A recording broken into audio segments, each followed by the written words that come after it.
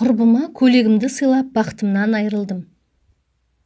Той күні белгіленіп, дайындыққа кіріскен Әйгерімнің құрбысы Ақмарал әлгі алқызыл сәтті көйлегін сыйлауды өтініп, сендегідей бақ бізге де жұғысты болсын, мен де тұрмысқа шығып кетермін деп ниетін білдіріп қалған. Әлі той болмаған Әйгерімнің бұл сөзге аса іші жылымай, ойына күдік алып қалады.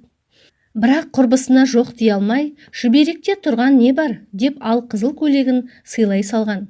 Шіркін, сол кезде ішкі даусына құлақ асқанда ғой. Менің Әйгерім атты қайынәпкем, жаны жайсаң, қой аузынан шөп алмас жан. Жүрегі сондай кең, ешкімге ешқашан жоқ деп айта алмайды. Бұл жанындағыларға жақсы болғанымен, өзіне әрдайым кедергі келтіреді. Өзінің қалауын ашып айта алмайды.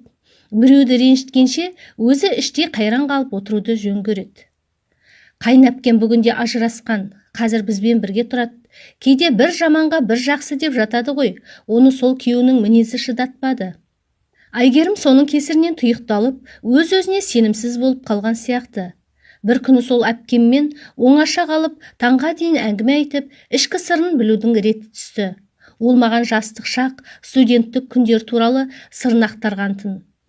Жасынан өте зерек, пысық қыз болған екен. 5 саусағынан бал тамған, 8 қырлы, бір сырлы десем артық етпес. Әжесінен тігіншілікті үйреніп, өз бетінше дәл дүкендегідей, тіпті одан асып түсетін киімдер тіккен. Құрбы құрдастарынан әрдайым әдемі бейнесімен ерекшеленіп жүреді екен. Содан бір күні құрбылармен саябақта серуендеп жүріп, Берікті кездестіреді. Нақтырақ айтқанда сұлу Әйгерімге Беріктің көзі түсіп ғашық болады. Сол күні қайынәпкем жібек матадан тігілген алқызыл көйлегі денесіне төгіліп, одан сайын құлпырып сала берген. Етегі соққан желмен бірге бұралаңдап, жас қызды біраз әуреге салса да, нәзіктігі мен сымбатын одан әрі аша түскен. Әпке бұл көйлекті бір түнде өзі тігіп шыққан екен. Осылайша екеуі бір-біріне деген ғашықтық сезімін жасыра алмай, жасырын кездесіп жүріпті. Білетіндер екеуін қыз жібекпен төлегенге теңепті. Араға көп уақыт салмай, Берік Әйгерімге сөз салады. Той күні белгіленіп, екеуі дайындыққа да кірісіп кетеді. Сол кездерде Әйгерімнің құрбысы Ақмарал одан сол бір сәттілік көйлегін сыйлауды өтінеді. Сендегідей бақ бізге де жұғысты болсын, мүмкін мен де тұрмысқа шығып кетермін деп қалжыңдай отырып ниетін білдіріп қалған. Әлі той болмаған Әйгерімнің бұл сөзге аса іші жылымай, ойына күдік алып қалады. Бірақ құрбысына жоқ деп айта алмай, күдікті ойға мән бермей, шүберекте тұрған не бар деп алқызыл көйлегін сыйлай салады. Ойында арамдығы жоқ Әйгерім одан кейін тойға дайындықты жалғастыра береді. Бірақ күтпеген жерден өмірінің күл талқаны шығады. Беріктің атанасы аяқ асты баласы басқа қызға үйлену керек деп шешім қабылдап, қайынәпкемнен бас тартады. Қырсық шалғанда сол жылы атанасының үйі конфискеге алынып, отбасымен талай қиындық кешеді. Мұның бәрі біртүрлі қызық әрі қорқынышты көрінеді. Сөйтіп жүргенде арада біраз уақыт өтіп кетеді. Әйгерім өз-өзіне келіп, іштегі сырын ақтармақ болып, құрбысына хабарласса, қоңырауына жауап бермейді. Ақмарал елден жырақ шетелге көшіп кеткен екен. Ауылдағылардың айтуынша тұрмысқа шығыпты.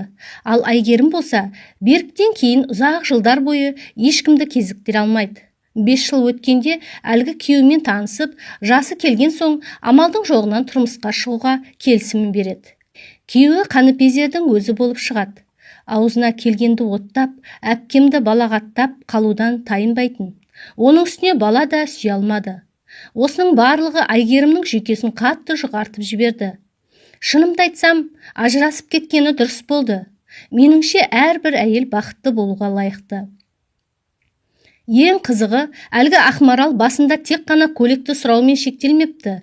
Ол бүгінге дейін Европада өмір сүріп, елге қайтып келіпті. 2 ұлы күйеуі бар.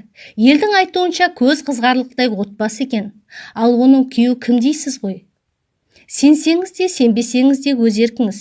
Ол менің момақан қайынәпкемнің сүйгені Берік болып шықты. Бұл жағдай бәрінің жағасын ұстатқан. Тіпті бұл Әйгерімнің түсіне 3 ұйықтаса да кірмеген шығар. Осының барлығын әпкемнің аузынан естігенде бір таңғажайып түс секілді көрінді. Сол түннен кейін мен оны одан әрі құрметтей бастаған секілдімін. Әйгерім мен білетін әйелдердің ішіндегі мықтысы екен. Енді өмірдің түрлі тауқыметіне төзіп келген қайын әпкемнің бағы ашылса деймін. Қазір әпкемді шет жаққа ұзақ демалысқа жіберу керек деп шештік. Ал ол болса өмірді жаңа парақтан бастауға бел буды. Әпкеміздің тұлға биіктігі соншалықты Ақмарал мен Беріктің махаббаты оқиғасын сұрастыруды жөн көрген жоқ. Жабулы қазанды жабық күйінде қалдырды. Осыдан кейін адамның ниеті мен пиғылы, әрбір заттың энергиясы өзімізге әсер ететіндігіне, әлемде бақтың басқа біреуге көшіп кетуі сынды тылсым дүниенің бар екендігіне көзім жетті. Ғаламда күн сайын орын алып жатқан оқиғалардың тегіннен тегін болмайтынына кәміл сендім. Өзіңізге тиесілі затты, сізге сәттілік әкелген бойтұмарды өзгеге сыйлау қателік екен. Бұл бір оқиға, ал өмірде осы тектес оқиғалар жетіп артылады. Осындай ұсақ тек көрінген мәселеде ішкі даусыңызды тыңдаған жөн болар дегім келеді.